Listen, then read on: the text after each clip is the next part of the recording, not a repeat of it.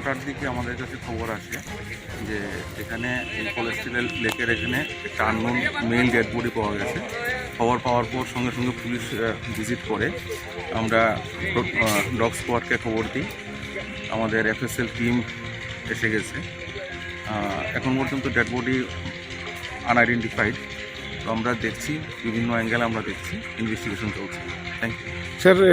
তার বয়স কিরকম হবে আর কত কিছু পাওয়া গেছে? বডি দেখে যা মনে হচ্ছে 30-35 এরকম এজ হতে পারে। কিছু সন্দেহমূলক কিছু পাওয়া গেছে? জাস্ট আমরা চলছে ইনভেস্টিগেশন, একদম প্রিলিমিনারি পর্যায়ে আছে, আমরা দেখছি।